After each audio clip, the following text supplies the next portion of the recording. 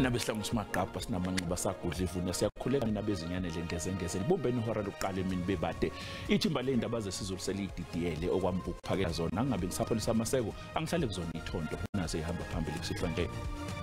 Citizens of our country must see that the just energy transition is working for them. Umengameli wezwe uCyril Ramaphosa useyivule ngokusemthethweni ingqungquthela yokubhunga ngamaso okukhiqiza ugesi ohlanzekile i-Just Energy Transition eMidrand. City Power has swiftly stepped in the area of Jeepistown to basically commence with the process of removing illegal connections. Kushona abantu abane kwathi abangaphezulu kwamakhulu amabili basala dengwane ngesikhathi isakhiwo sithungeleka ngomlilo eJeepistown enkabeni nedolobha iGoli.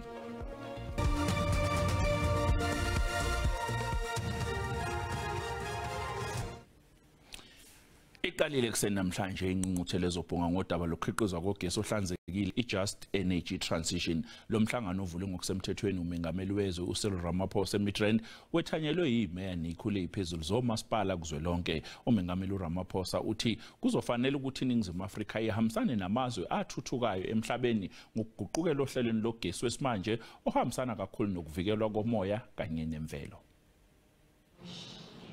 Umengameli wezwe uthi inhloso ngokuthi kusondezwe eduzane isigaba sohulumeni wasekhaya okuyiwo lawula imikhandlu kanye nomasipala kuzwelonke ngokubhunga ngesimo sogesi ohlanzekile onganikubezi imvelo. Kungenxa ukuthi kulapho kufanele uqale ugxiliswe khona nokuzokwenyusa namathuba okusimama komnotho emazingeni omasipala. We do see the need to diversify our energy to grow our economy. There are great prospects ahead. The country takes advantage of the global energy transition to support our growth and development, more particularly employment creation. Uhulumeni uthi njengoba iEskom iqhubeka nokuzama ukuletha uzinzo ngogesi ezweni, sikhulu kakhulu nesidingo sokuthi kutholakale ezinye indlela zokuphehla ugesi owenele eNingizimu Afrika ngaphandle nje kokwethembela kuEskom. Citizens of our country must see that this energy transition is working for them. Businesses must see that the just energy transition is indeed beneficial to their enterprises, whether they are small, medium, or big. Electricity must be affordable, but it must also be available and sustainable. And it will be sustainable as we address also the challenges of the grid.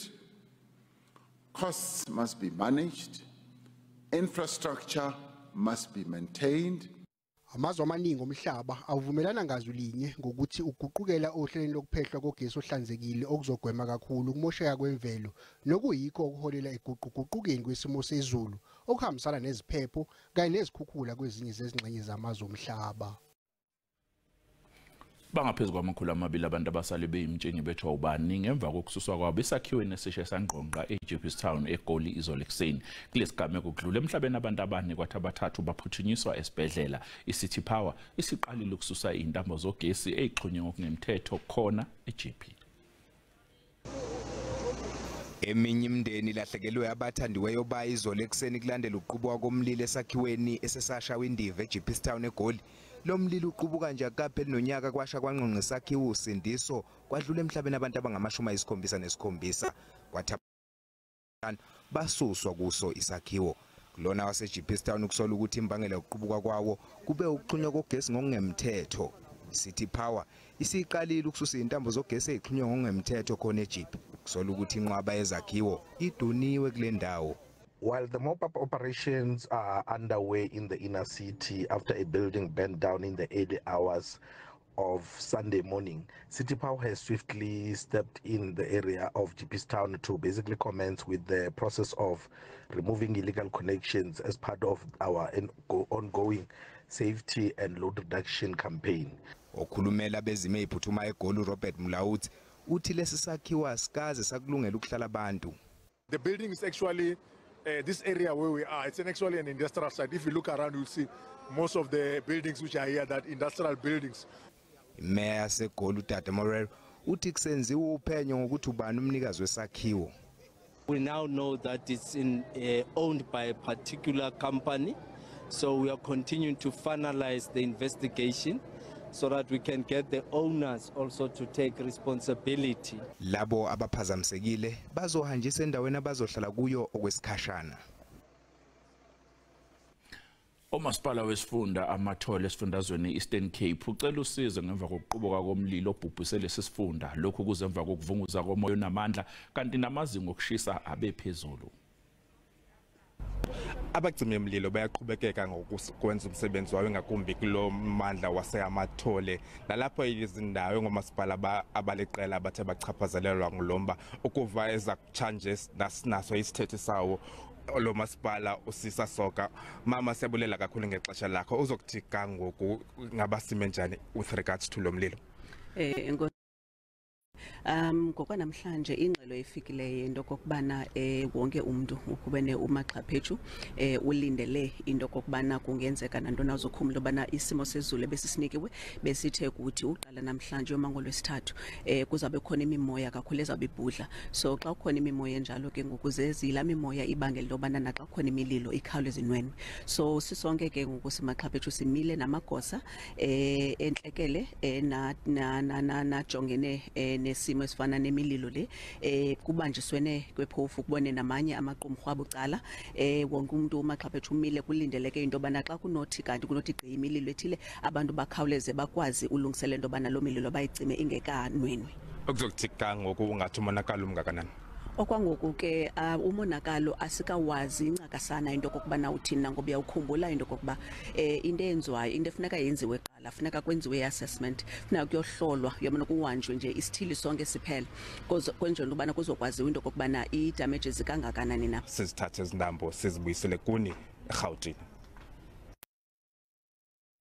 Hloko yophiko lwamaHawks uDokotela uGodfrey Lebeya uthilo luphiko selube nenqubekela phambili kuboshweni kwegilamkhuba emacaleni amakhulu abandakanya inkohlakalo nokukhwabanisa. uLebeya ubekhuluma esithangabini namaziko eindaba malungana nalokho okuzuzwe yilo luphiko esigameni sokuqala sonyaka mali u2024-2025.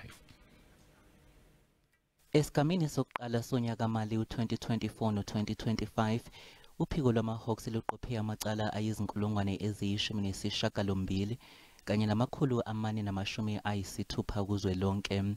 uLebeya uthi lamacala afaka phakathi abantu ababoshelwe ukukhwabanisa, ukushushumbisa imali, ukubulawa kwamaphoyisa kanye nokudunwa kwezimoto ezithwala imali. Abantu abaningi baboshwe esifundazweni iGauteng kanye naKwaZulu Natal. DI has made significant inroads in apprehending individuals involved in high-profile cases, thus ensuring accountability and justice for the victims. uLebeya uthi abasolwa abangaphezulu kwamakhulu ayisithupha namashumi ayisikhombisa sebevelile ezinkantolo ezahlukene. Kulabasolwa abangamaphesenti angamashumi ayisikhombisa nasikhombisa bangumsinsi wokuzimilela kuleli bese kuthi abangamaphesenti angama-23 babe ngabokudabuka kwamanye amazwe. Ephawula ngodaba lweplazi likamengameli wezwe iPhalaphala, uLebeya uthi amaHawks NPA ngaleli cala. Currently, the prosecuting authority is applying its mind. So there were some queries that they sent back for us to look at, and then we attended and submitted the matter back. So we will be guided by the prosecuting authority. Do we still need any other evidence?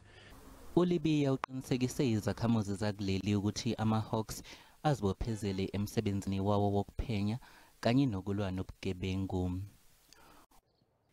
Mbukile sathi qoyidola mabisibuya sizophathela udaba olu. Isimo sishobile njengamanje asidinga ukukhuluma sidinga into ethi nansi imali yenu. Ingabane ihlinzeka ngokudla eGoli kwaZulu Natal seyixwayise ngokuthi kungenzeka kuphazamiseka ukuhlinzeka kwezigidi zabafundi ngokudla kulesifundazwe ngenxa yokungakhokhwa kwazo. Indaba bukeli ngezinye zeindaba esobe siyiphethe uma ngabe sibuya itolo siyabuya.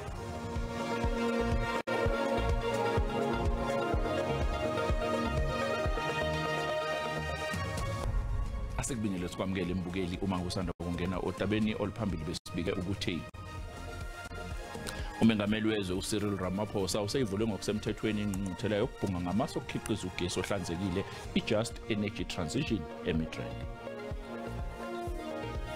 Asikhumbuze mbukeli ukuthi lezi ndaba ikhona ku-YouTube naku-SABC Plus wena okumele ukwenze ngena kuzo uyicinga amagama athi SABC izindaba nakanjani uzoyithola njengoba zinjalo. Inkantolo ephakeme eBloemfontein esifundazweni iFree State kulindeleke ukuthi laleli sicelo esiphuthumayo sikaMrwadi Cholota esimalungana nokuboshwa kwakhe njengoba ekholelwa ukuthi ukuboshwa kwakhe akukho emthethweni futhi akuhambisani nomthethosisekelo wezwe. Ucholota waye umsizi kaNdunankulu wesifundazwe iFree State weIsmahashule ngaleso sikhathi uthi-ke amacala enkohlakala mayelana nohlelo lokufulela kwezindlu nge-asbestos olubalelwa eyigidini eziwu-255 zamarandi kanye namacala okukhwabanisa abekwe wona kufanele achithwe inkantolo. Uthi umbuso uthweswe lamacala ngenxa yokunqaba kwakhe ukuphendula ufakazi wawo kuleli cala. Ucholota oneminyaka engama-37 ubudala ufuna inkantolo ihoxise wonke amacala abhekene nawo ungaphandle ngebheyili enkulungwane 2,500 zamarandi kulandela ukubuyiswa kwakhe kuleli esuka eMelika phesheya kuyilwandle. Bekulindleke ukuthi abuye elibhokisini lofakazi ungoti wezokuhlola kwezibhamu uColonel Chris Mangena nosephela unyaka ethula ubufakazi ecaleni lokubulawa kukaSenzo Meyiwa. Namhlanje abameli bebefuna ukuthola okubhalwe phansi ngobufakazi obethulwa uMangena waqoshwa kodwa akubhaliwe phansi. His evidence. Ijaji lifuna leli cala kuba liphothule ngokusheshsha kodwa kutholakale ukuthi obunye ubufakazi abutholakali. Abameli ke babe sebecela kuba leli cala lithi ukuguqa isikhashana ukuze bezokwazi ukuthola kwaqoshiwe. Ijaji alenemeneze kubufakazi obungatholakali. And counsels, you don't keep your own notes, am I correct? We do, Madam. Now, where are your notes? Like me, yes. Every day I come with a full step page. If you want me to, I can go and fetch all my notes from the first day. And I keep my notes. Uma ke sekubuya ekhefini abameli bathi bakulalelile kwaqoshiwe kodwa akubhaliwe phansi. Kube sekubizwa ke labo abaphethe umsebenzi wokubhala phansi okuqoshiwe nekube nokungaboni ngasolinye. I say it's a day's evidence. Yendag. You can't do it overnight. That's the problem, because if I'm looking at the duration, because now you're saying we have to retype the entire audio. I never said that. I said that, just listen. One day of the 30th of August, not the whole record, only one day, 30th of August. Yes. You can't type that. Yes. What I'm saying is, from the audio I've got, it is 4 hours, 2 minutes, just for that one day. Now, Debbie is saying there's an additional 45 minutes that's missing. So if I must include that 45 minutes to the 4 hours audio, that puts the audio at 4 hours, 45 minutes. So if you round it off, it's 5 hours. That on an overnight is not doable. Icala ke liguqele ikusasa kuze kutholakala ubufakazi obhalwe phansi. Kwesatshiswa kwabanikazi bamabhizinisi ngokuphoqa ukuvikela kweindawo zabo zokusebenza sekwenabele naseKrytfontein esifundazweni iWestern Cape. Abanye abantu abadayisa impahla emgwaqeni kule ndawo bathi bakhokhiswa ngenkani imali okuthiwa eyokubavikela okufanele bayinike laba abangamalungu amaqembu ezigelekeqe. Iningi lalabo abathengisa ematafuleni kule ndawo lithi selibhekene nesimo esinzima selikuqale izenzo zokufunwa inkokhelo echazwa ngokuthi kanye nebhizinisi labo kuthiwa qhutshwa ngamaqembu ezigebengu. They come 3 guys with the gun. They shoot there by the. I have the bullet inside. They shoot there on the roof. Take 700. They go.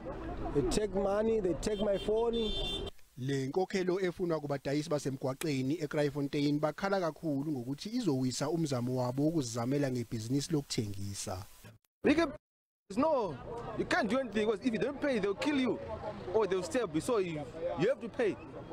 But like now, you see a bag, you see that bag is my bag in where I'm staying. I pay for protection fee. You see, if you park outside, what? Yeah, life is not easy, bro.